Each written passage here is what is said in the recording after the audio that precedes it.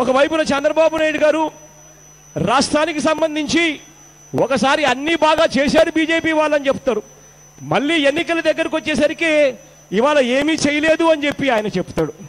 చంద్రబాబు నాయుడు గారు తానా తందానా అంటే చంద్రబాబు నాయుడు గారికి తందానా చెప్పేదానికి ఆయన పార్టీకి చెందిన పవన్ కళ్యాణ్ అనే వ్యక్తి ఇంకొక ఆయన ఉన్నాడు.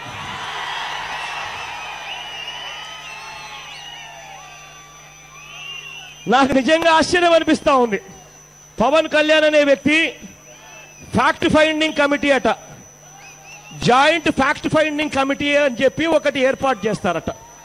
ఏర్పాటు చేసి కేంద్ర ప్రభుత్వం ఎంత ఇచ్చింది, రాష్ట్ర ప్రభుత్వం ఎంత తీసుకుంది అని చెప్పి నిజ నిర్ధారణ చేస్తారంట ఈ కమిటీ.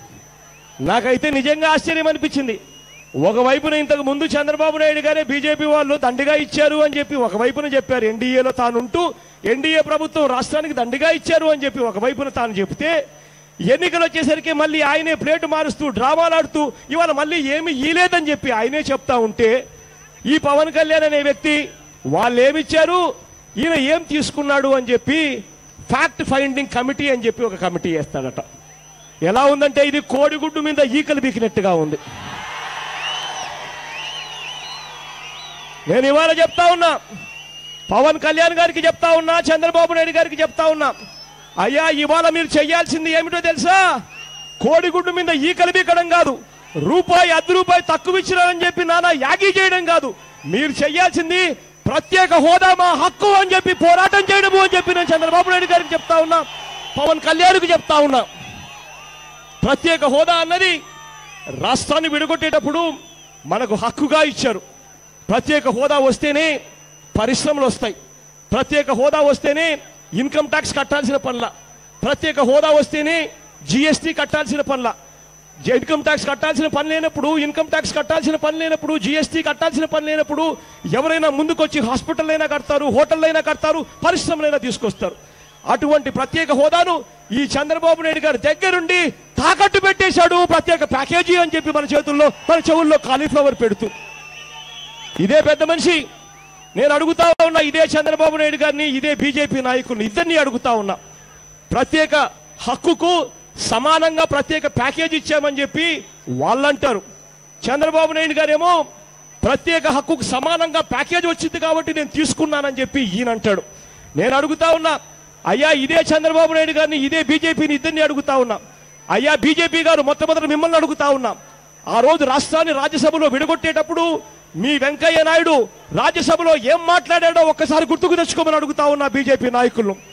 ఆ రోజు ఇదే వెంకయ్య నాయుడు రాజ్యసభలో రాష్ట్రాన్ని విడగొట్టేటప్పుడు పరిశ్రమలు పెట్టడానికి 3-4 సంవత్సరాలు పడుతుంది, 5 సంవత్సరాలు సరిపోదు, 10 సంవత్సరాలు కావాలి, మేము అధికారంలోకి వస్తే 10 సంవత్సరాలు ఇస్తాము అని చెప్పి వెంకయ్య నాయుడు అన్నాడు పరిశ్రమల కోసం అని చెప్పి. ఆ రోజు ఆయన వెంకయ్య నాయుడు నోట్లో నుంచి వచ్చిన మాట ప్రత్యేక హోదా అంటే పరిశ్రమల కోసం అన్నాడు. ఇదే పెద్ద మనిషి చంద్రబాబు నాయుడు గారు తిరుపతిలో నరేంద్ర మోడీ గారి సమక్షంలో ఈ పెద్ద మనిషి ఏమన్నాడో తెలుసా?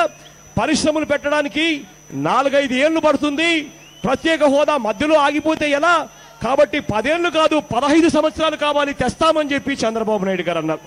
ఎన్నికలకు ముందు వీళ్ళంతా కూడా ప్రత్యేక హోదా అంటే ఆ హోదాతో పాటు వచ్చే పరిశ్రమలని, ఆ హోదాతో పాటు వచ్చే ప్రత్యేకమైన పారిశ్రామిక రాయితీలని చెప్పి ఆ పొద్దు మాట్లాడారు చంద్రబాబు నాయుడు గారు, బీజేపీ వెంకయ్య నాయుడు గారు, బీజేపీకి చెందిన పార్టీ నాయకులు చంద్రబాబు నాయుడు గారు అందరూ కూడా.